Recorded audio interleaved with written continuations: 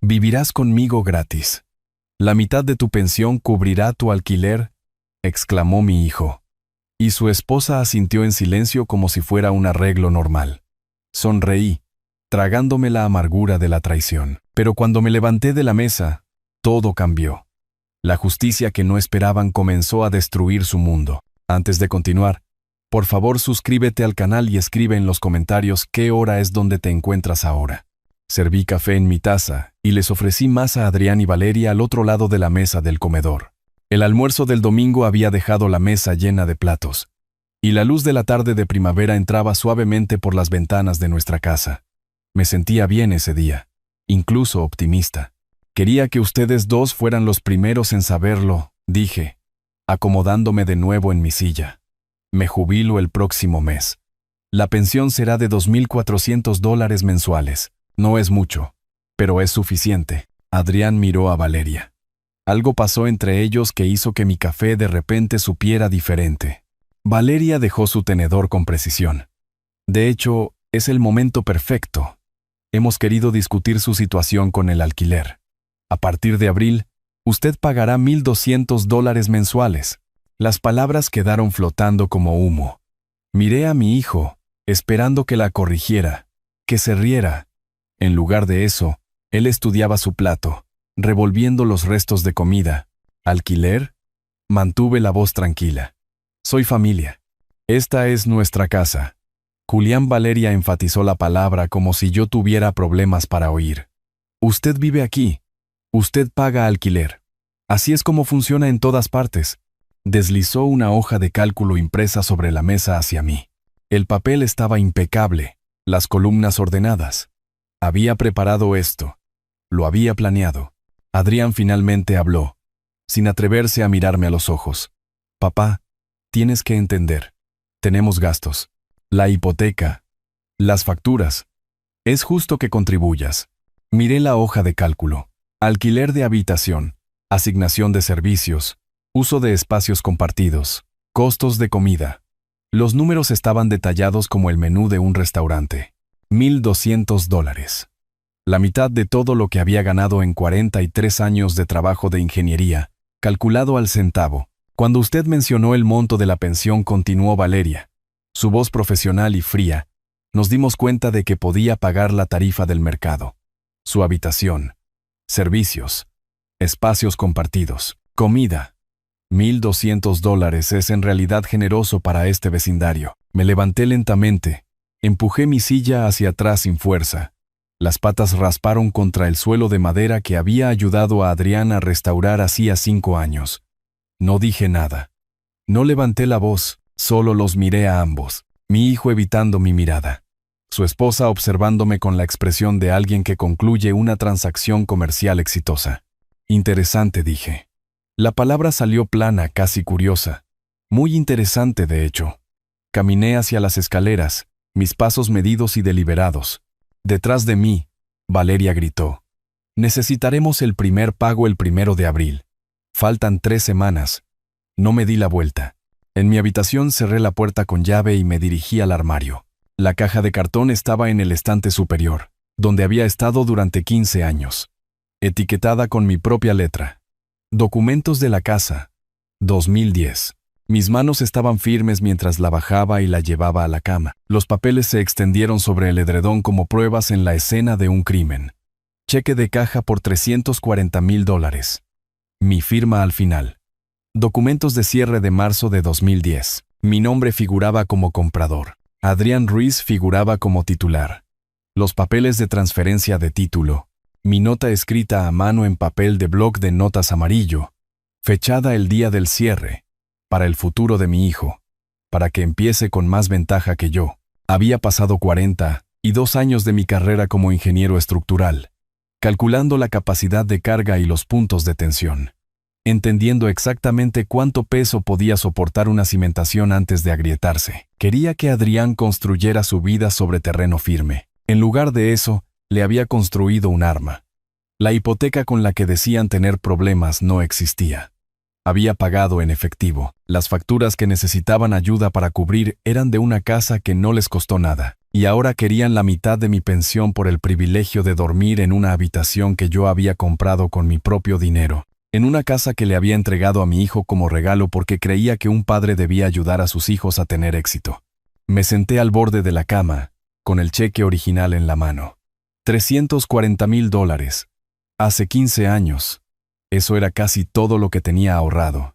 Había vivido en un apartamento tipo estudio durante 2 años después, reconstruyendo mis ahorros, diciéndome que valía la pena porque Adrián tendría seguridad. Desde abajo, oí risas. Adrián y Valeria. Las voces llegaban a través de los conductos de ventilación. Algo era gracioso. Algo les había divertido. Miré los papeles extendidos ante mí. Cada uno un fragmento de prueba. Mi firma, mi dinero, mi nombre en cada documento importante excepto en el que más importaba, el título de propiedad. Había pasado 4 décadas leyendo planos, identificando debilidades estructurales, entendiendo exactamente dónde se necesitaba aplicar presión para derribar lo que debía caer. Había sido entrenado para ver lo que otros pasaban por alto, para calcular las fuerzas invisibles que mantenían las cosas unidas o las destrozaban. Habían cometido un error de cálculo, uno crítico. Reuní los documentos con cuidado, apilándolos en orden cronológico. El cheque encima mostrando el monto total, luego el acuerdo de compra, la declaración de cierre, la transferencia de título, cada hoja de papel un muro de carga en la estructura de su error. Abajo, las risas continuaban. Las escuché de la misma manera que una vez había escuchado el sonido del metal bajo tensión, detectando la frecuencia que señalaba un fallo inminente. Volví a guardar la pila de documentos en la caja, pero no la devolví al armario. En lugar de eso, la puse en mi escritorio, al alcance de la mano. Los necesitaría pronto, muy pronto. La carta de la pensión del Estado estaba en el cajón de mi mesita de noche. La saqué y la leí de nuevo, aunque me sabía cada palabra de memoria. $2,400 mensuales a partir del 1 de abril. Faltaban 3 semanas. 3 semanas hasta que esperaban que les entregara la mitad. Doblé la carta y la puse con los documentos de la casa. Luego me senté en la silla junto a la ventana, observando cómo la luz de la tarde se desvanecía en la noche. Mi habitación se oscureció. No encendí la lámpara. No me habían pedido que me fuera. Habían hecho algo peor. Habían decidido cobrarme por un regalo. Monetizar la generosidad. Convertir el amor en una transacción mensual. Habían calculado mi valor en dólares y habían descubierto que era convenientemente igual a la mitad de mis ingresos. Me senté en la oscuridad creciente, sosteniendo un trozo de papel que valía más que la integridad de mi hijo. Abajo, se reían. No bajé a cenar esa noche. Tenía trabajo que hacer. A la mañana siguiente, encontré un documento impreso junto a mi taza de café. Reglas y expectativas de la casa estaba centrado en la parte superior en negrita. Horario de silencio entre las 10 de la noche y las 7 de la mañana. Horario de acceso a la cocina.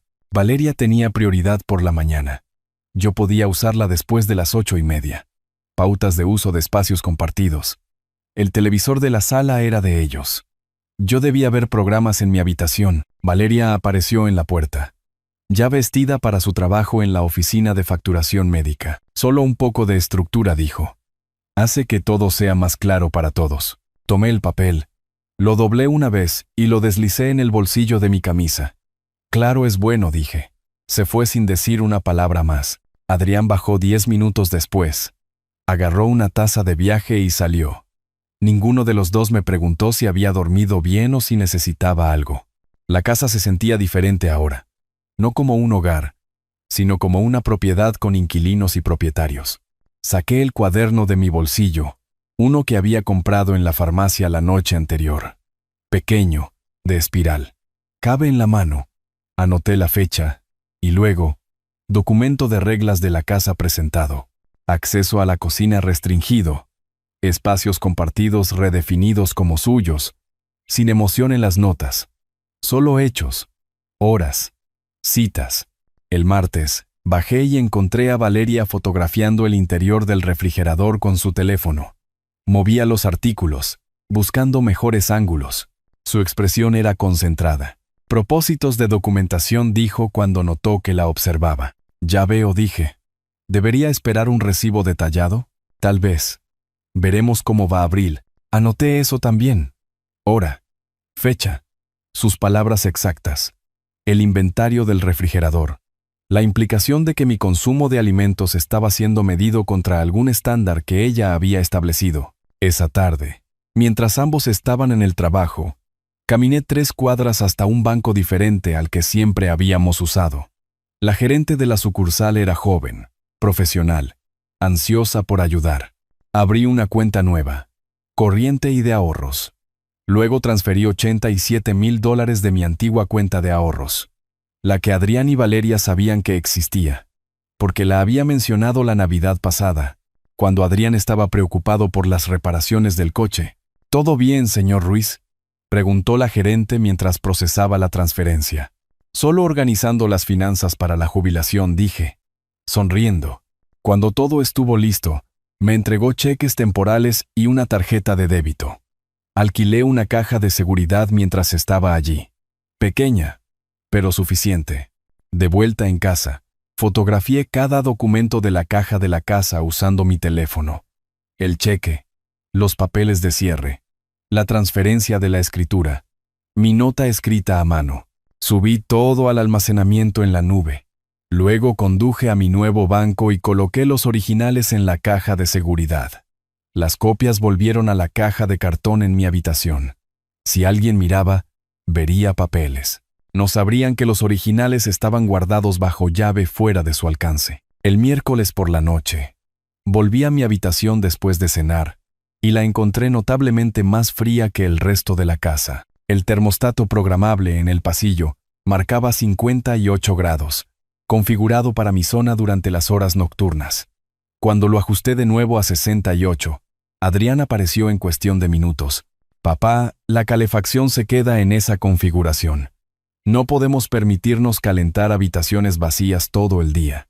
Mi habitación no está vacía, dije. Estoy en ella. Sabes a lo que me refiero. Durante las horas de trabajo, usa una manta. Se alejó antes de que pudiera responder. Anoté la interacción en mi cuaderno. Control del termostato. Temperatura fijada en 58. Usa una manta. Atribuido directamente a Adrián. Durante la cena del jueves, todavía comía con ellos. Todavía me sentaba en la misma mesa, observando. Valeria mencionó, casi casualmente, Adrián y yo estuvimos discutiendo. Las personas mayores a menudo prefieren vivir en el primer piso. Más seguro. Menos escaleras. Tengo 67 años, no 97, dije. Por supuesto, su sonrisa era ensayada. Del tipo que le darías a un cliente difícil. Solo algo en qué pensar. Su habitación actual sería una excelente oficina para Adrián. Expansión de la oficina en casa, ya sabe. Deducible de impuestos. Lo pensaré, dije y me levanté para recoger mi plato. Lo pensaré mucho. Esa noche, me senté con mi portátil y busqué. Ley de propiedad de nuestro estado. Compra de casa a nombre de otra persona. Derechos legales sobre la propiedad pagada por otra persona. Los resultados de la búsqueda cargaron lentamente, pero tenía tiempo. Todo el tiempo del mundo ahora. Fideicomiso constructivo. El término apareció en múltiples resultados. Hice clic en formularios legales, explicaciones de estatutos, precedentes de casos. En nuestro estado, cuando alguien proporciona fondos para la compra de una propiedad, pero el título se coloca a nombre de otra persona, los tribunales podrían imponer un fideicomiso constructivo, reconociendo la propiedad real de la parte que financió, a pesar de lo que mostraban los papeles. Tomé capturas de pantalla, anoté números de estatutos, encontré nombres de abogados que habían manejado casos similares, disputas inmobiliarias, impugnaciones de propiedad. 23 abogados solo en la ciudad se especializaban en esta situación exacta. El viernes por la mañana, después de que Adrián y Valeria se fueran a trabajar, leí todo de nuevo. La ley era clara. La documentación era clave. Prueba de pago. Prueba de que la transferencia del título fue intencional como temporal o para fines específicos. Evidencia escrita de la relación entre las partes. Tenía el cheque. Tenía los documentos de cierre. Tenía mi nota escrita a mano explicando que el regalo era para el futuro de mi hijo, no una transferencia incondicional de propiedad. Tenía un patrón de comportamiento, viviendo en la casa durante 15 años sin que me cobraran alquiler hasta el momento en que mencioné los ingresos de la pensión. El sábado, Adrián sugirió que habláramos sobre el 1 de abril después del desayuno. Valeria había impreso otra hoja de cálculo. Esta mostraba los gastos mensuales de los que yo sería responsable. $1,200 de alquiler y comida. Pero había partidas para servicios adicionales. Uso de lavandería, acceso al garaje, uso del espacio del jardín. Estos no están incluidos en el alquiler base, explicó. Pero si los quiere, podemos negociar las tarifas. Miré a mi hijo. Estaba desplazándose por su teléfono, sin siquiera fingir prestar atención a su esposa, sacándole dinero a su padre como si yo fuera un inquilino disputando cargos de servicios públicos. Revisaré esto, dije, tomando el papel. Te daré una respuesta pronto. El domingo por la noche, tarde, me senté en mi escritorio con el cuaderno, las hojas de cálculo impresas, las capturas de pantalla de los estatutos legales y una lista de nombres de abogados con sus números de teléfono. Lo había organizado todo por fecha, por categoría, por relevancia. Jaime Morales, abogado inmobiliario, disputas de propiedad, 20 años de experiencia. Su sitio web mostraba una práctica centrada específicamente en impugnaciones de títulos y conflictos de propiedad. Las reseñas elogiaban su minuciosidad, su disposición a tomar casos que otros consideraban difíciles. Su oficina estaba en el centro, en la Quinta Avenida.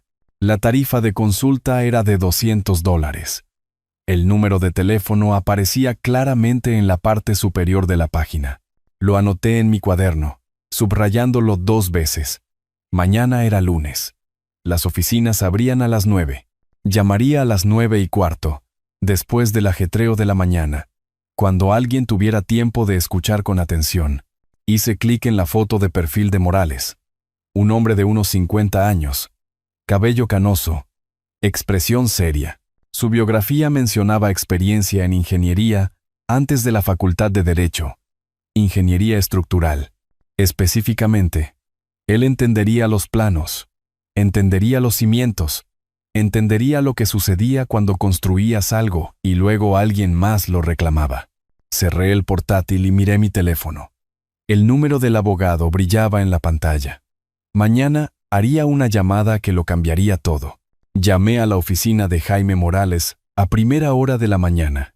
Su secretaria me programó para las 2 en punto. A las 9:30, ya tenía mi carpeta organizada. Los documentos ordenados cronológicamente. Los recibos de reparaciones agrupados por separado. Mis notas de la semana sujetas a la cubierta interior. Me puse una camisa de vestir y una chaqueta. Esto no era un asunto casual. Estaba contratando a un profesional para reclamar lo que me pertenecía. Voy a salir, le dije a Adrián mientras recogía sus cosas para el trabajo. Apenas levantó la vista. Claro, papá. Tomé el autobús al centro. El coche compartido habría sido más rápido, pero prefería mantener mis movimientos sin llamar la atención. El autobús me dejó a 3 cuadras del edificio de oficinas en la Quinta Avenida, 12 pisos más arriba, según el directorio en el vestíbulo. El ascensor subió lentamente, deteniéndose en varios pisos. Para cuando llegué a Morales y Asociados, sentí que la importancia del momento se asentaba sobre mí como un peso que había elegido llevar. La recepción era profesional pero no ostentosa. Jaime Morales apareció a los pocos minutos de mi llegada. De unos 50 y tantos años, canas en las sienes, gafas de lectura colgando de un cordón alrededor de su cuello. Me estrechó la mano con firmeza. Señor Ruiz, entré. Su sala de conferencias tenía ventanas con vistas a la ciudad. Me indicó una silla y se sentó frente a mí, acercando un bloc de notas legal. Cuénteme qué está pasando, dijo. Extendí los documentos sobre la mesa. El cheque de caja primero. $340,000, fechado en marzo de 2010, a nombre de la compañía de títulos. Mi firma al final. Jaime lo recogió. Lo estudió a través de sus gafas de lectura. Esto es de su cuenta personal. ¿Puede verificar que los fondos se originaron con usted? Sí. Trabajé 42 años como ingeniero estructural. Ahorré específicamente para comprar una casa al contado. Sin hipoteca. Dejó el cheque con cuidado. Tomó los documentos de cierre. Y puso el título a nombre de su hijo. ¿Por qué? Pensé que lo estaba ayudando a establecer crédito, a construir patrimonio. Pensé que estaba siendo un buen padre. Jaime no reaccionó a la amargura en mi voz. Solo tomó notas. Pasó al siguiente documento, la transferencia de la escritura que mostraba a Adrián Ruiz como único propietario. Mi nombre no aparecía en el título. Eso complica las cosas legalmente, dijo, pero no elimina su reclamo. La doctrina del fideicomiso constructivo existe precisamente para situaciones como esta. Pasó 20 minutos revisando todo, los papeles de la compra, los extractos bancarios de 2010 que mostraban el retiro, 15 años de recibos de reparaciones, reemplazo del techo, $12,000, sistema de climatización, $8,500, renovación de la cocina, $15,000, todo pagado por mí, todo documentado con mi nombre en las facturas y cheques cobrados. Cuando terminó, se echó hacia atrás y se quitó las gafas. ¿Cuáles son mis posibilidades?, pregunté. 60-40 a su favor, tal vez 65-35 con esta documentación. Los tribunatos de nuestro estado reconocen los fideicomisos constructivos cuando alguien proporciona los fondos de compra, pero el título va a otra parte. Su evidencia es sólida. Usted financió la compra. Usted mantuvo la propiedad. Tiene registros escritos que abarcan 15 años, pero costará tiempo y dinero. Un anticipo de $8,000, probablemente de 15 a 20,000 en total antes de que terminemos. ¿Cuándo puede presentar la demanda? Sonrió levemente, la expresión de alguien que apreciaba a los clientes decididos. Redactaré la petición esta semana. Necesito verificar algunos detalles con la oficina de registro del condado. Confirmar el estado del título.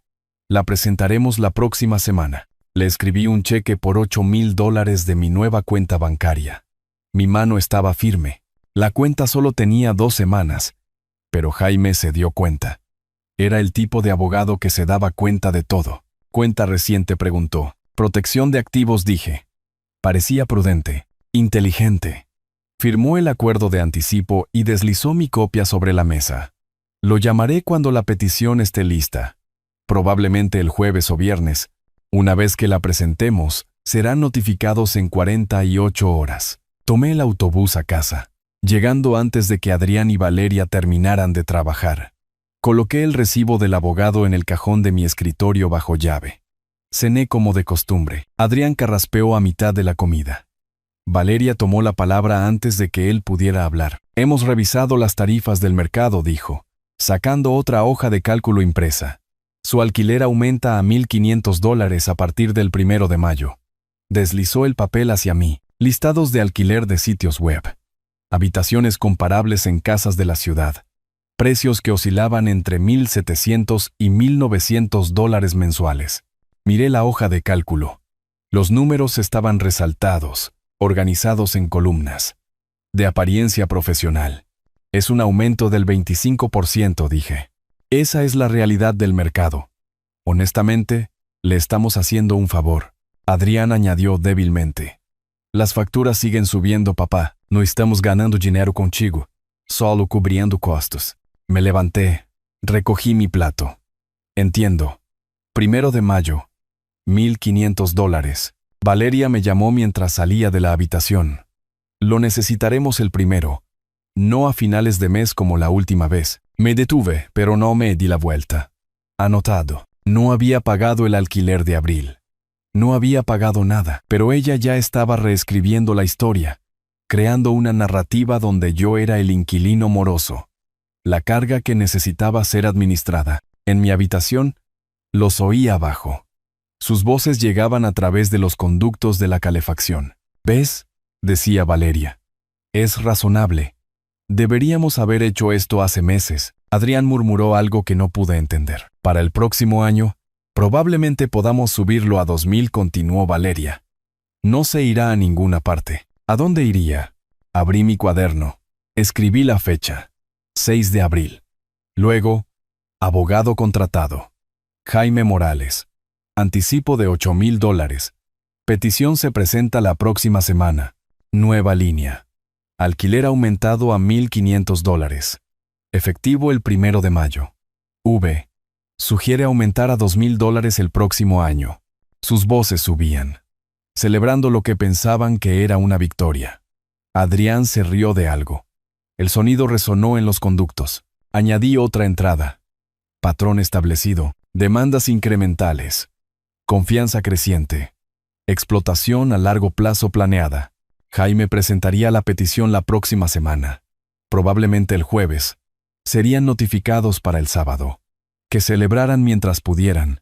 Jaime dijo que necesitaba testigos que corroboraran. Sabía exactamente por dónde empezar. La casa de Patricia Hernández era un espejo de la mía en cuanto a distribución. Mismo constructor, mismo año, mismo plano, invertido. Había vivido allí desde 2010. Se mudó 2 meses antes de que yo comprara mi casa. Habíamos sido vecinos durante 15 años, amigables sin ser intrusivos. Ella conocía mis hábitos. Me había visto mantener la propiedad, contratar contratistas, encargarme de cada reparación personalmente. Crucé el césped entre nuestras casas a media mañana de un miércoles. Adrián y Valeria estaban en el trabajo. El sol de abril era cálido. La hierba aún estaba húmeda por la lluvia de la noche anterior. Patricia me vio por la ventana y abrió la puerta antes de que pudiera tocar. Julián dijo, con preocupación inmediata en su voz, «He querido ver cómo estabas. ¿Está todo bien?» He notado tensión. ¿Tienes unos minutos?, pregunté. Por supuesto. Entra. Su cocina olía a café. Sirvió 2 tazas sin preguntar. Las puso sobre la mesa. Nos sentamos uno frente al otro, la luz de la mañana entrando por su ventana. ¿Cuánto tiempo llevas viviendo aquí?, pregunté. 15 años. Este junio. Me mudé 2 meses antes de que compraras tu casa. Estudió mi rostro. ¿Qué pasa? ¿Recuerdas cuando compré la casa? Absolutamente. Su voz era firme, sin vacilación. Estabas tan orgulloso. Me dijiste que habías ahorrado toda tu carrera para ello. Pagaste en efectivo, sin hipoteca. Tu hijo te visitaba a veces, pero esta siempre fue tu casa. Todo el mundo lo sabía. Saqué mi blog de notas y un bolígrafo. ¿Estarías dispuesta a escribir eso? ¿Firmarlo? La comprensión apareció en sus rasgos. ¿Están afirmando que es de ellos? ¿Después de todo lo que has hecho? Alcanzó el bolígrafo. Dame papel. Escribiré cada detalle que recuerdo. Pasó 20 minutos escribiendo, su letra pulcra y deliberada. Lo fechó, lo firmó y me lo pasó por la mesa. Estoy feliz de testificar, dijo con firmeza. Lo que están haciendo no está bien. Te he visto reparar ese techo, reemplazar el calentador, renovar la cocina. Adrián aparece ocasionalmente. Su esposa apenas saluda a los vecinos.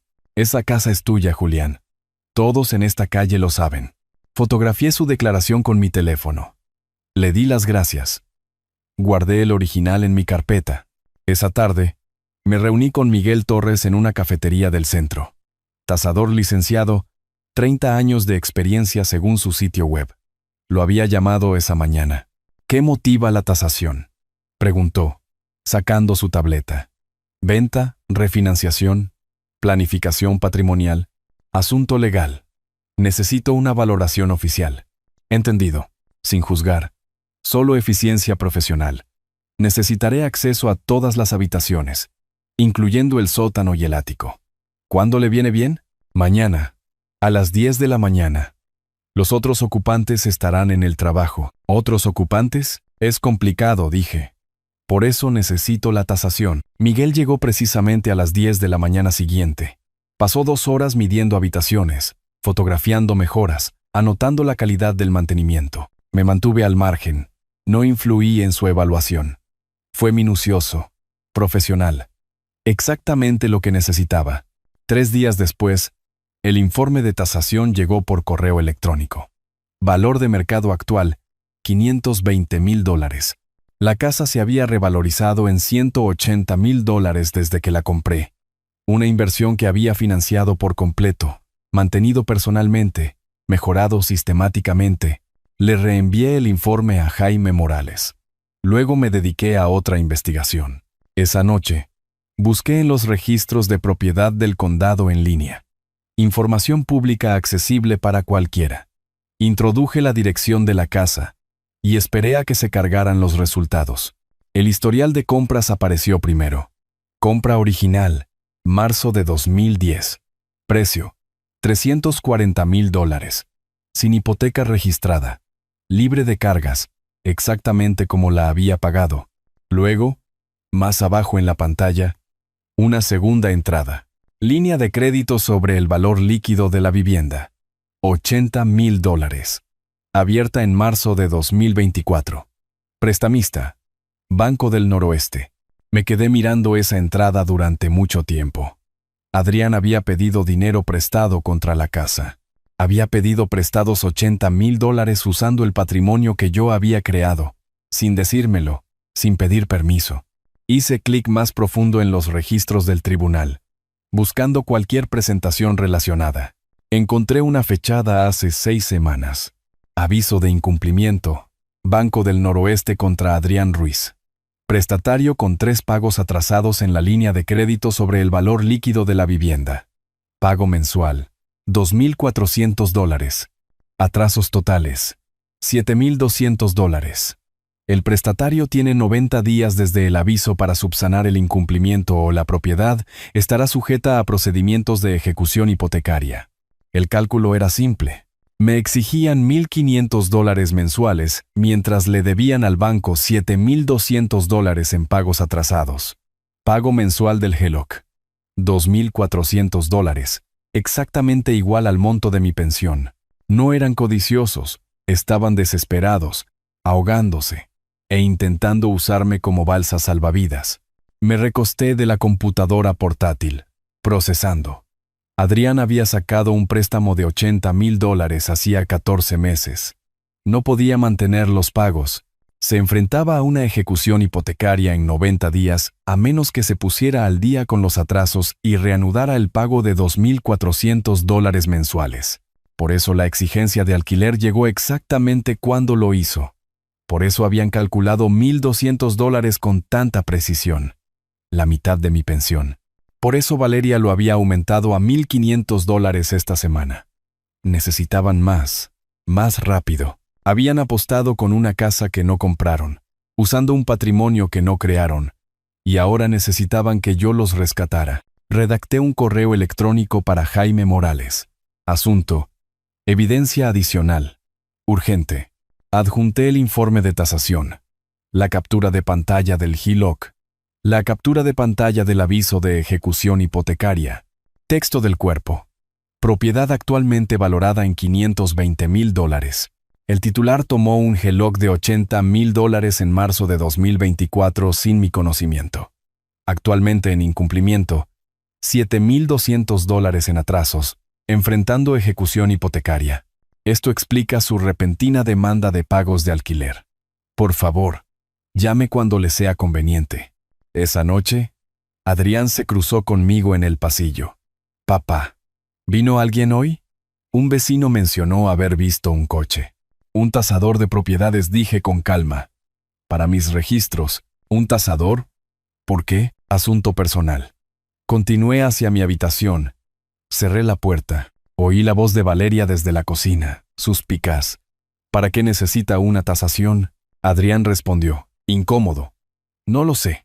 Quizás para el seguro. A las 11 de la noche, abrí mi portátil por última vez. El correo electrónico a Jaime estaba en mi carpeta de borradores. Todos los archivos adjuntos verificados. Lo revisé una vez más. Luego presioné enviar. El mensaje zumbó en la noche. 4 archivos adjuntos que transformaban el caso de una disputa de propiedad a una catástrofe financiera. Adrián y Valeria no eran solo ladrones. Estaban desesperados, hundiéndose, intentando arrastrarme con ellos. Cerré el portátil. Jaime vería esto por la mañana. Jaime me llamó antes de las 8 de la mañana siguiente. Su voz tenía una cualidad diferente, más aguda, más enérgica. Julián, el paquete de pruebas que enviaste es excepcional. La declaración de Patricia establece la línea de tiempo perfectamente.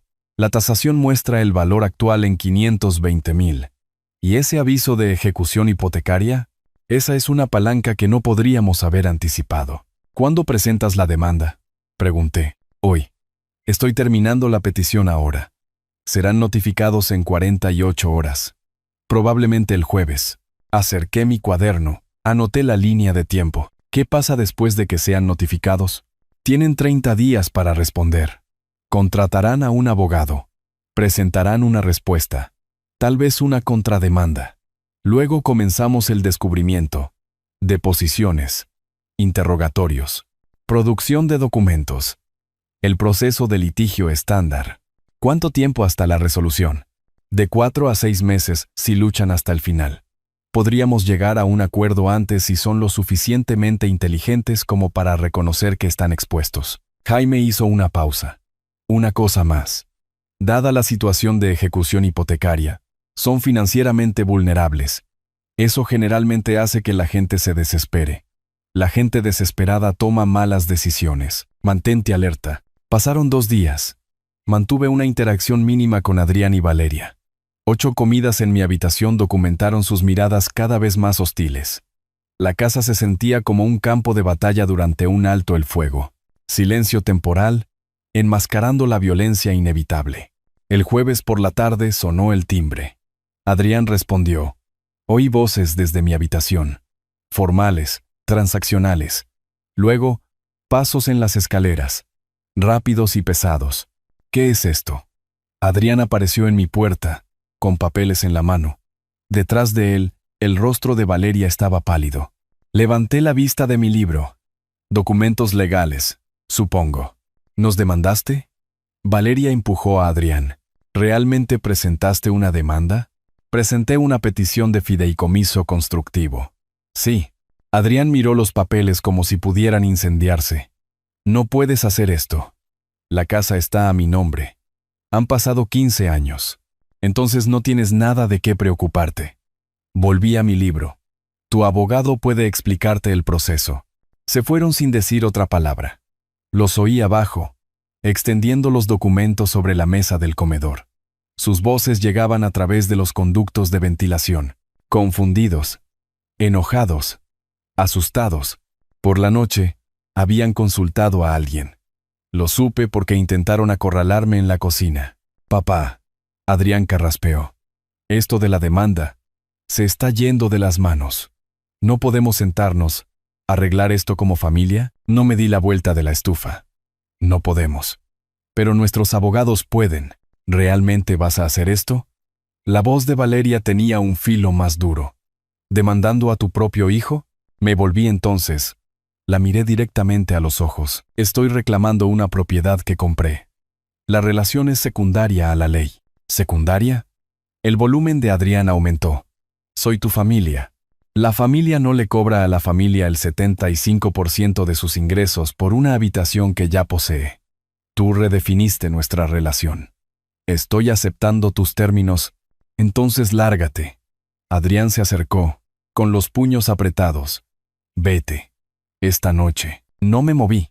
Eso es un desalojo ilegal. La ley de nuestro estado requiere un aviso por escrito de 30 días como mínimo, incluso para miembros de la familia. Desalójame ahora y presentaré una demanda adicional mañana. Inténtalo. Valeria agarró el brazo de Adrián. Era más inteligente. Vio la trampa. Vámonos. Se volvió en la puerta. Esto no ha terminado. No dije. Apenas está comenzando. En mi habitación más tarde los oí a través de la pared. La voz de Valeria cortaba. Afilada por la culpa. Dijiste que la casa era nuestra para siempre. Dijiste que te la dio. Adrián a la defensiva. Lo hizo. Han pasado 15 años. ¿Cómo iba a saber que guardó la documentación? Deberías haber preguntado. Deberías haberte asegurado. Es mi padre. Confié. Bueno, tu confianza acaba de costarnos todo. Abrí mi cuaderno. 8 de mayo. Acusados notificados con la petición. Intento de confrontación en la cocina. Amenaza de desalojo. Documentado verbalmente. Su pánico se está mostrando. A través de la pared. La voz de Valeria llegó de nuevo. Necesitamos un abogado de verdad. Y necesitamos contraatacar. Adrián murmuró su acuerdo. Cerré el cuaderno. Jaime me había advertido que contraatacarían. Dejemos que lo intenten. Cada acción que tomaran ahora era visible, documentada, sometida a revisión judicial. Estaban luchando en un sistema que requería pruebas, procedimientos, paciencia. Yo tenía las tres. Tenía un chequeo de rutina programado para ese martes. Solo un examen físico anual, análisis de sangre. El monitoreo habitual de un cuerpo de 67 años. Salí de casa a la 1:30. Esperaba volver a las 4. La cita transcurrió sin problemas. Presión arterial normal, colesterol aceptable. El médico satisfecho con todo. Tomé el autobús a casa. Aparcar en el centro costaba más que el billete de transporte. En la puerta principal metí la llave. No giraba. Lo intenté de nuevo, moviéndola. El mecanismo se sentía mal. Diferente.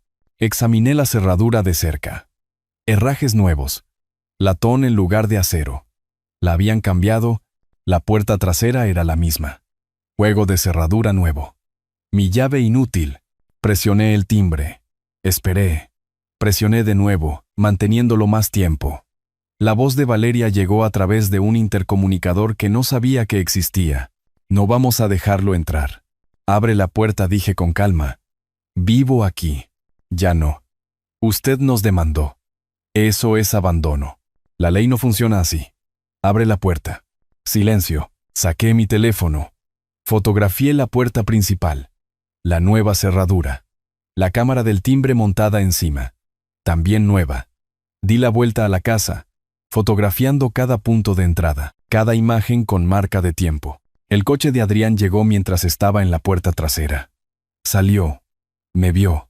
Y su mandíbula se tensó. Caminó hacia el frente. Abrió con una llave nueva. Entró. Lo seguí antes de que pudiera cerrar. Bloqueó la entrada físicamente. Ya no vives aquí. Vete o llamo a la policía. Levanté mi teléfono, grabando. Para que conste, has cambiado las cerraduras, impidiéndome acceder a mi residencia y pertenencias. ¿Eres consciente de que esto es un desalojo ilegal según la ley de nuestro estado? Demándame. Casi sonrió. Ah, espera. Ya lo hiciste. La puerta se cerró de golpe. El cerrojo hizo clic. Caminé hacia mi coche. Me senté dentro. Llamé a Jaime. ¿Hicieron qué? Su ira fue inmediata. ¿Cambiaron las cerraduras mientras estabas en una cita médica? Bloqueo completo. Tengo fotos. Grabación de audio de la confrontación. Perfecto. Quiero decir, terrible para ti. Perfecto para el caso. Los jueces odian absolutamente a los propietarios que hacen esto. Es una de las violaciones más graves. Hizo una pausa. Necesitas alojamiento temporal. Busca algo. Guarda todos los recibos. Pagarán por cada centavo. Presentaré mociones de emergencia a primera hora mañana por la mañana. Conduje hacia el este por la autopista hasta que encontré el Motel del Sol. Una propiedad antigua. Tarifas razonables anunciadas en un letrero desgastado. La recepcionista era una mujer de unos 50 años que notó que no tenía equipaje. ¿Viajando ligero?, preguntó. Desplazado temporalmente, dije. Ella no curioseó. Pagué en efectivo por 3 noches. Tomé la llave de la habitación 14. La habitación era básica. Cama doble con un edredón fino. Televisor atornillado a la cómoda. Baño con ducha y manchas de óxido alrededor del desagüe. Me senté al borde de la cama y miré a mi alrededor. Todo lo que poseía estaba encerrado dentro de una casa que había comprado. Inaccesible porque mi hijo había decidido que las cerraduras podían reescribir la propiedad. Tenía mi billetera, mi teléfono y la ropa que llevaba puesta. Nada más. La sensación duró quizás 30 segundos. Exposición. Vulnerabilidad. El filo agudo de entender que tenía 67 años y dormía en un motel barato mientras personas de la mitad de mi edad controlaban mis posesiones. Luego, la ira lo endureció en algo más. Determinación. Enfoque. Hice una lista en mi teléfono de las necesidades inmediatas. Ropa. Artículos de aseo. Un portátil para comunicarme con Jaime. Todos los gastos debían ser documentados. Todos los recibos guardados. Jaime llamó a la mañana siguiente. Presenté 2 mociones. Audiencia de emergencia por desalojo ilegal y una orden que les exige devolver tu propiedad. Inmediatamente. La audiencia está programada para el próximo lunes. Una semana. ¿Qué necesito hacer? Documenta todo. Cada gasto. Cada interacción. Han cometido un error catastrófico y quiero un registro completo cuando entremos en esa sala del tribunal. 3 días después, un notificador me encontró en el motel. ¿Cómo obtuvo Adrián la dirección? No lo sabía. Y esa comprensión me provocó un escalofrío. Me estaban rastreando de alguna manera. El notificador me entregó un sobre grueso. Adrián y Valeria Ruiz contra Julián Ruiz. Contrademanda. Lo abrí en mi habitación de motel. Eché un vistazo a la primera página.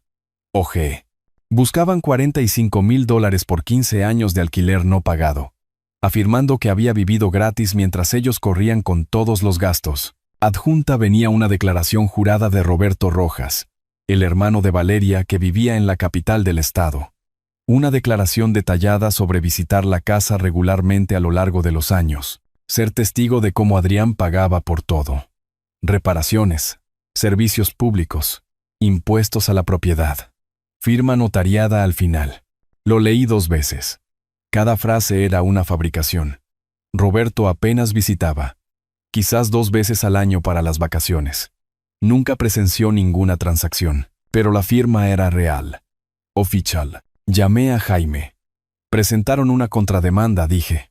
$45,000 por alquiler que afirman que nunca pagué. Predecible. No sonaba preocupado. ¿Cuál es su evidencia? Una declaración jurada del hermano de Valeria. Dice que fue testigo de cómo Adrián pagaba por todo a lo largo de los años. ¿El hermano que no vive allí y no figura en ninguno de los documentos que hemos visto? Correcto. Están desesperados. Esto es gente desesperada cometiendo errores desesperados. Le tomaremos declaración y su testimonio se derrumbará bajo un interrogatorio básico. ¿Dónde estaba durante estos supuestos pagos? ¿Qué fechas? ¿Qué cantidades? No tendrá respuestas porque nunca sucedió, así que seguimos sólidos, mejor que sólidos. Han cometido un desalojo ilegal, una violación grave. Han presentado una contrademanda frívola, con lo que parece ser un testimonio falso. No están contraatacando eficazmente, están dando manotazos, y cada manotazo crea más evidencia en su contra. Me senté en la pequeña mesa de mi habitación de motel esa noche, portátil abierto, un modelo barato que había comprado en una gran tienda esa tarde. Redacté una línea de tiempo para Jaime, fecha y hora del bloqueo, fotografías tomadas, grabación de las amenazas de Adrián, costos del motel, acumulándose, $67 por noche, multiplicado por 7 noches hasta ahora, equivalía a $469. Gastos comerciales de ser agraviado. Guardé el documento. Hice una copia de seguridad en el almacenamiento en la nube. La habitación era pequeña y olía vagamente a alfombra vieja y solución de limpieza, pero era temporal. Todo lo que habían hecho en la última semana, las cerraduras, las amenazas, el testimonio falso, había debilitado su posición, no la mía. Jaime tenía la audiencia de emergencia programada para el lunes. 5 días más. La audiencia llegó más rápido de lo que esperaba. 5 días en el motel, y estaba conduciendo al Palacio de Justicia del Condado el lunes por la mañana. Había comprado ropa nueva, un traje de una gran tienda, zapatos de vestir que apretaban ligeramente, una corbata que anudé 3 veces antes de hacerlo bien. Todo lo que poseía era prestado o comprado en la última semana. El desplazamiento se sentía físico, como llevar la piel de otra persona. Jaime me encontró en el pasillo fuera de la sala del tribunal. Llevaba un maletín de cuero, documentos organizados en carpetas codificadas por colores. Repasamos la estrategia brevemente. Primero el asunto del desalojo de emergencia. Luego la audiencia preliminar sobre el caso principal. Adrián y Valeria llegaron 20 minutos después con su abogado. Su traje era más barato que el de Jaime. Tela brillante en los codos. Servicios legales de descuento visibles en cada detalle. Se sentaron en un banco a unos 6 metros de distancia. Nadie habló. Valeria le susurraba urgentemente a su abogado. Adrián miraba al suelo. El alguacil llamó el número del caso. Entramos. La sala del tribunal se sentía más grande de lo necesario. Techos altos. El sello del estado detrás del estrado del juez. El estrado de los testigos a la derecha. los asientos de la galería vacíos excepto por Patricia Hernández, que había venido a observar. Me senté en la mesa del demandante junto a Jaime. Adrián y Valeria tomaron la mesa del demandado enfrente. La jueza era una mujer de unos 50 y tantos años. Cabello canoso recogido, gafas de lectura sobre la nariz. Revisó los papeles antes de levantar la vista. Señor Morales, ¿ha presentado una moción de emergencia con respecto a un presunto bloqueo ilegal? Jaime se puso de pie. Sí, su señoría. Mientras mi cliente asistía a una cita médica, los acusados cambiaron todas las cerraduras, le negaron el acceso a sus pertenencias y amenazaron con involucrar a la policía si intentaba regresar. Presentó las pruebas fotográficas, imágenes con marca de tiempo de las cerraduras cambiadas, la nueva cámara del timbre, los puntos de entrada inaccesibles, luego la grabación de audio de la amenaza de Adrián. Finalmente, el recibo del motel que mostraba $469 en costos. La jueza escuchó. Su expresión se volvió severa. ¿Abogado? Se volvió hacia el abogado defensor. Él se puso de pie torpemente. Su señoría, esta es una disputa entre miembros de la familia, no un arrendador-inquilino formal. La ley de nuestro estado no distingue. La jueza lo interrumpió. El bloqueo residencial sin previo aviso es ilegal, sea familia o no. ¿Se proporcionó aviso? No. Pero, entonces el bloqueo fue inapropiado. Tomó una nota. Los acusados proporcionarán al demandante acceso para recuperar sus pertenencias personales dentro de las 24 horas, supervisado por un tercero neutral si lo prefieren. Los acusados también son responsables de los costos razonables de alojamiento temporal del demandante mientras se resuelve el caso principal. Adrián y Valeria intercambiaron miradas. Su abogado asintió, derrotado. Después de un breve receso, regresamos para la audiencia preliminar sobre la reclamación de fideicomiso constructivo. Ahora abordemos la petición principal, dijo la jueza. Señor Morales, describa el reclamo de su cliente. Jaime se puso de pie de nuevo. Su señoría, en marzo de 2010, Julián Ruiz compró la propiedad en esta dirección por $340,000 en efectivo. Puso el título a nombre de su hijo temporalmente, con la intención de ayudarlo a establecer crédito y patrimonio, no de transferir la propiedad. Presentó la fotocopia ampliada del cheque de caja original. La cámara de documentos lo proyectó en la pantalla, mi firma, los números de ruta del banco, la cantidad inconfundible. La jueza examinó el cheque físico de cerca, tomando notas. Jaime continuó con la carpeta de mantenimiento, 15 años de recibos organizados cronológicamente, reemplazo del techo, sistema de climatización, renovación de la cocina, impuestos a la propiedad, cada pago desde mis cuentas. Un total que excedía los $45,000. Y tenemos una declaración de la vecina, añadió Jaime. La jueza leyó el testimonio notariado de Patricia en voz alta. Extractos claves sobre verme actuar como ocupante principal y proveedor de mantenimiento. El abogado defensor se puso de pie. Su señoría, esto fue claramente un regalo de padre a hijo, un arreglo familiar estándar. No se requiere una escritura de donación formal para las transferencias familiares. 15 años de título a nombre del señor Adrián Ruiz establecen la propiedad. Jaime respondió de inmediato. Nunca se ejecutó ninguna escritura de donación.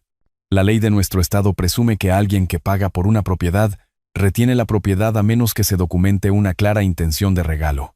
Además, los acusados exigieron recientemente $1,200, luego $1,500 mensuales de alquiler al demandante.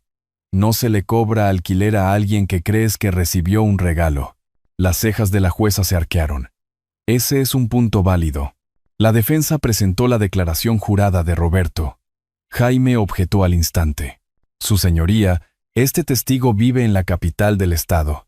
No estuvo presente en la compra de 2010. No tiene conocimiento personal de estas transacciones.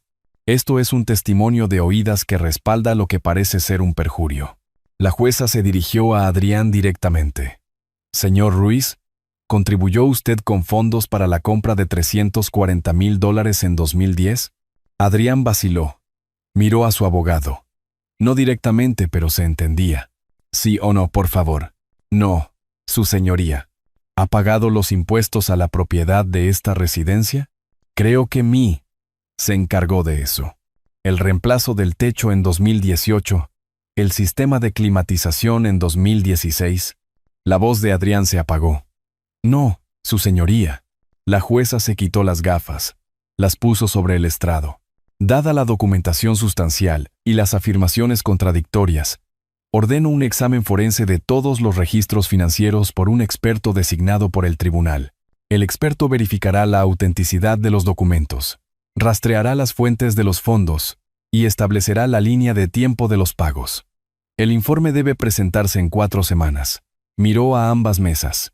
Este es un asunto serio. Las reclamaciones de fideicomiso constructivo son complejas. Necesito documentación verificada antes de tomar cualquier decisión. La próxima audiencia está programada para el 23 de junio. Salimos de la sala del tribunal en silencio. Afuera, en las escaleras del juzgado, vi a Adrián y Valeria discutir en el estacionamiento con su abogado. No podía oír las palabras, pero su lenguaje corporal era claro. Culpa, miedo, acusaciones volando entre ellos. Jaime estaba a mi lado.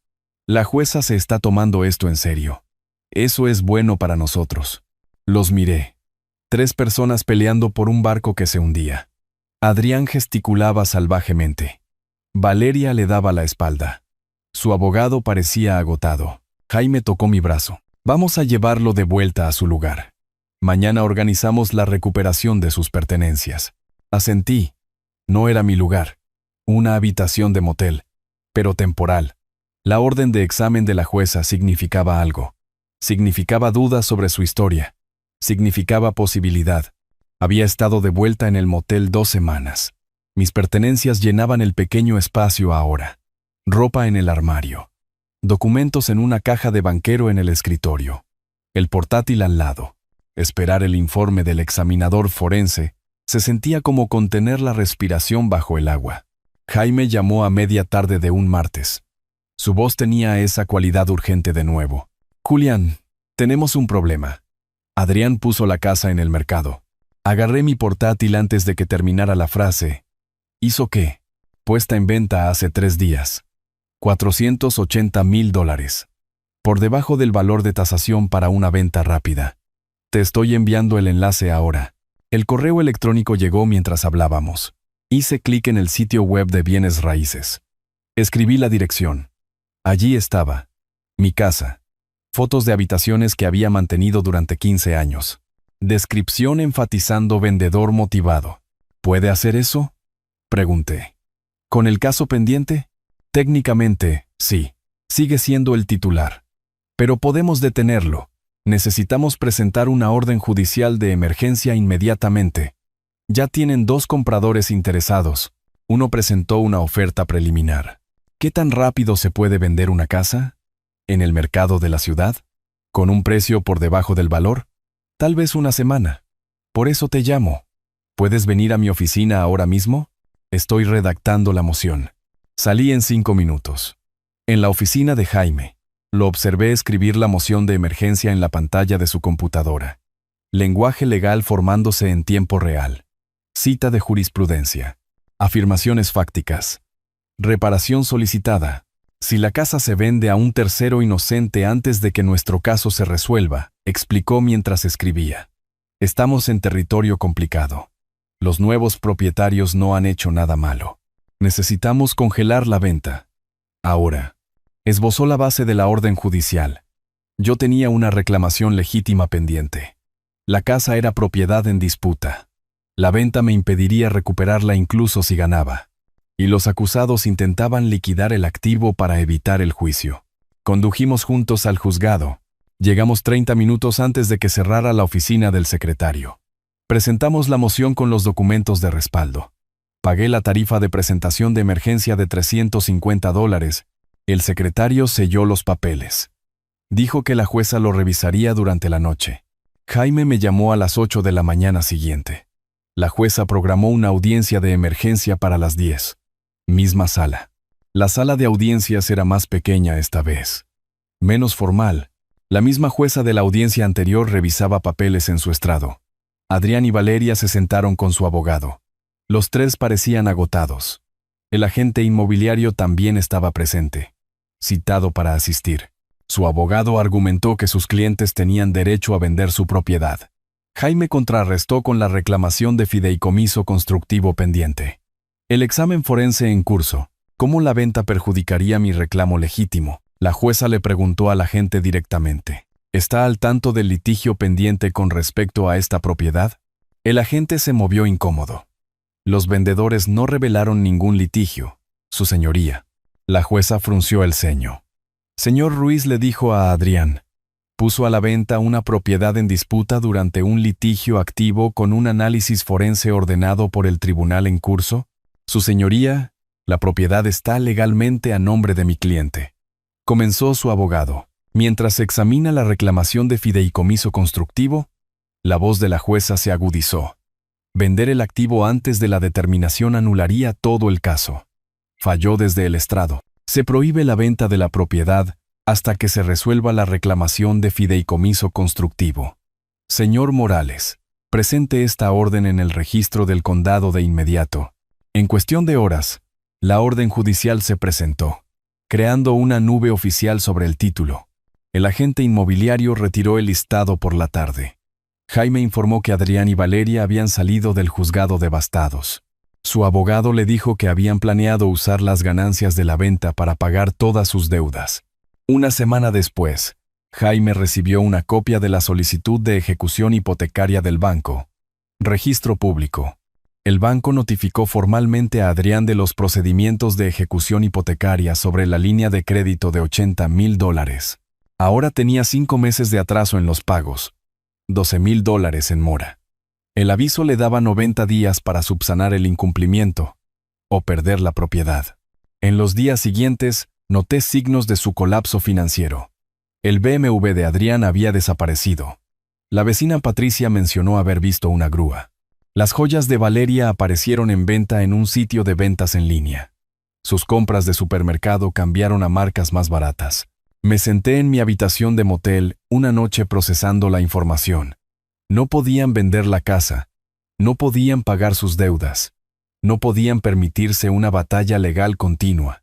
Su posición se debilitaba a diario mientras la mía se fortalecía.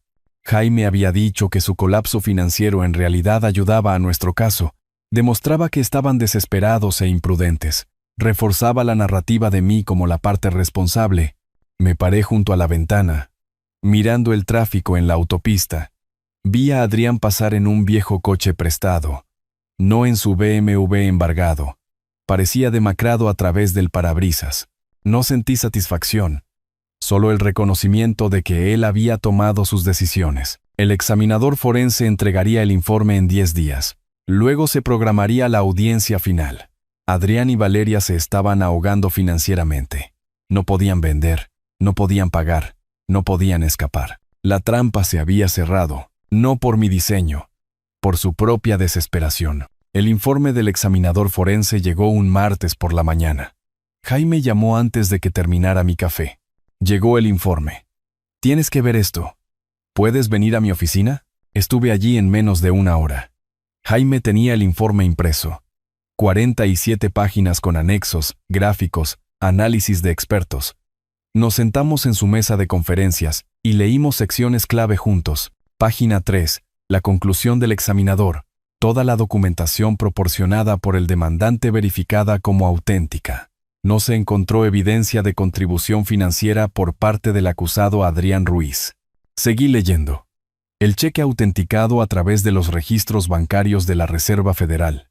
El análisis de firmas confirmó que yo había firmado los documentos de compra de 2010. Los recibos de mantenimiento verificados a través de los registros de los contratistas y referencias cruzadas de extractos bancarios. Los patrones de pago mostraban una financiación constante de mis cuentas durante 15 años. Luego la sección sobre la declaración jurada de Roberto. El examinador había encontrado los registros de la tarjeta de crédito de Roberto, que mostraban que estaba en la capital del estado en 3 fechas en las que afirmó presenciar pagos en la ciudad. Los registros de su empleador confirmaron que estaba trabajando esos días, en ningún lugar cerca de mi casa. Así que mintió, dije. «O Valeria le dio información falsa», dijo Jaime. «De cualquier manera, contradice la evidencia documental. La jueza verá eso». La segunda audiencia se programó para 3 días después. La sala del tribunal se sentía familiar esta vez. Misma jueza, mismas mesas, misma formalidad. El examinador forense se sentó en la galería. Un hombre mayor, barba canosa, maletín a su lado. La jueza lo llamó al estrado. Prestó juramento. Declaró sus credenciales. 30 años de experiencia en contabilidad forense. Testificó en más de 200 casos.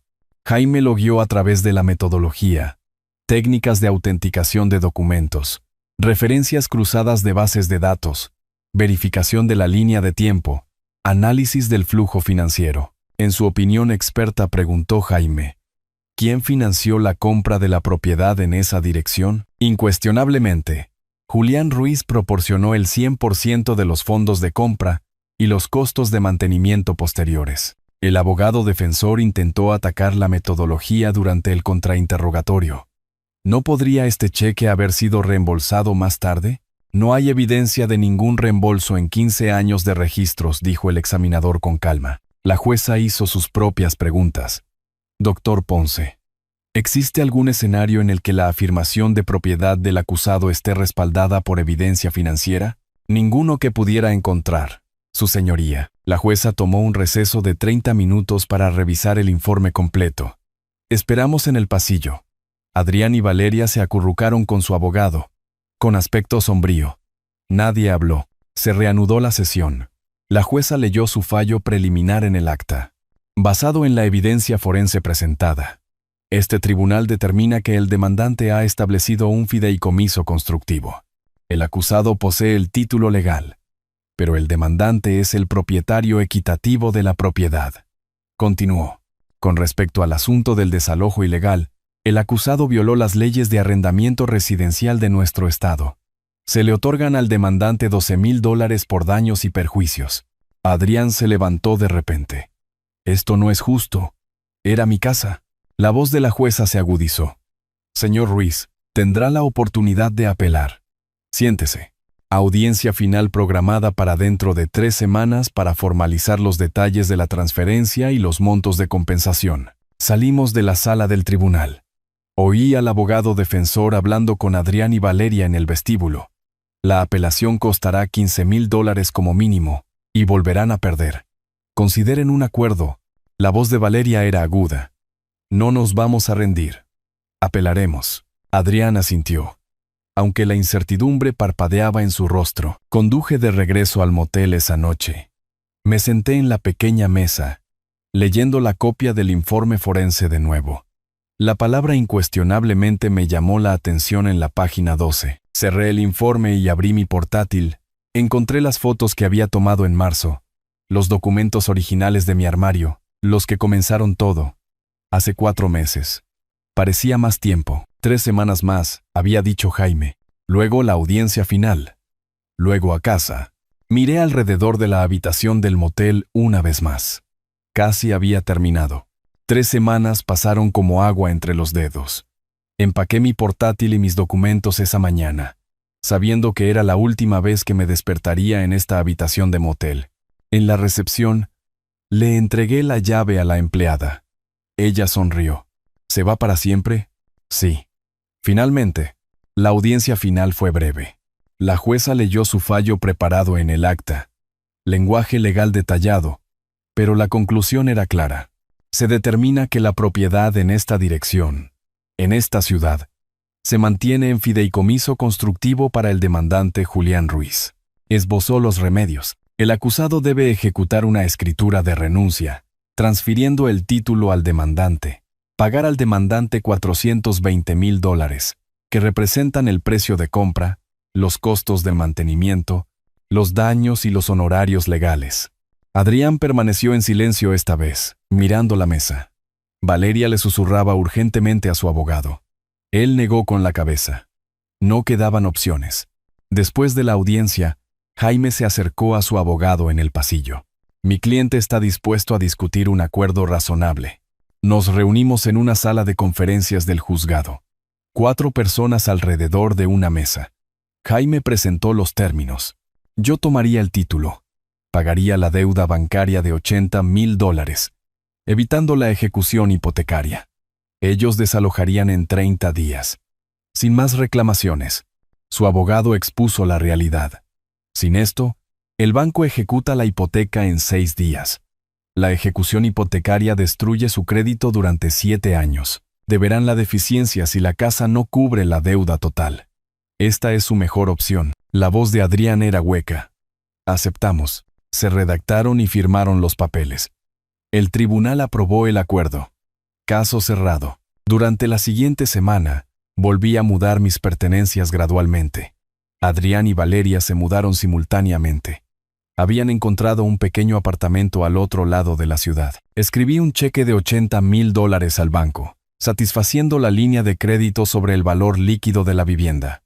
El banco liberó el gravamen. La compañía de títulos procesó la escritura de renuncia. Mi nombre apareció donde pertenecía. El día de la mudanza llegó a finales de agosto. Un camión de mudanzas profesional estaba estacionado frente a la casa. Adrián y Valeria cargaban cajas y muebles. Me senté en el porche con un café, observando. Adrián dejó una caja y caminó hacia el porche. Papá, deberíamos saber. Lamento que haya llegado a esto. Mantuve mi voz firme. Exigiste mi pensión. Cambiaste las cerraduras. Intentaste vender lo que no era tuyo. Paga por tus elecciones.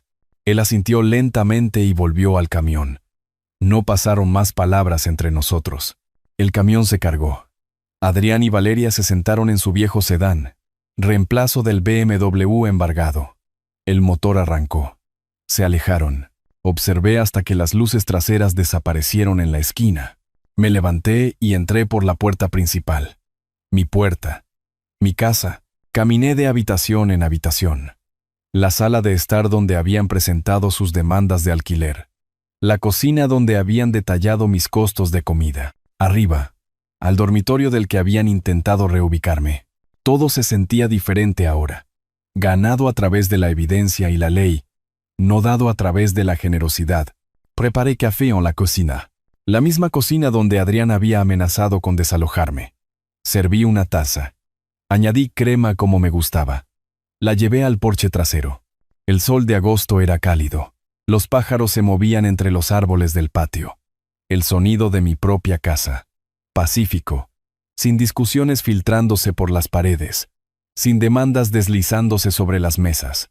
Solo propiedad tranquila. Pensé en llamar a Patricia para hacerle saber que estaba en casa. Pensé en llamar a Jaime para agradecerle adecuadamente, pero en lugar de eso simplemente me senté. El silencio era suficiente. 4 meses de documentación. Salas de tribunal. Habitaciones de motel y paciencia estratégica. 4 meses para reclamar lo que siempre había sido mío. Bebí un sorbo de café. Se había enfriado, pero no me importó. Adrián y Valeria estaban en algún lugar al otro lado de la ciudad, viviendo con las consecuencias. La casa era mía, legalmente ahora, coincidiendo con el patrimonio que siempre había tenido. La justicia, cuando finalmente llegó, no se había anunciado con fanfarria. Se asentó como el atardecer. Gradual, inevitable, correcta. El sol bajó, proyectando largas sombras sobre el patio. Mi patio. Mi casa. Mi vida. Reclamada.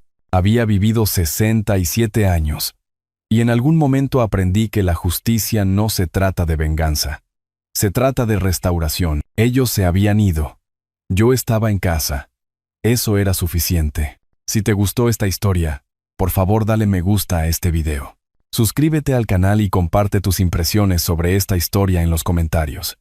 Para escuchar la siguiente historia, haz clic en el cuadro de la izquierda. Gracias por vernos.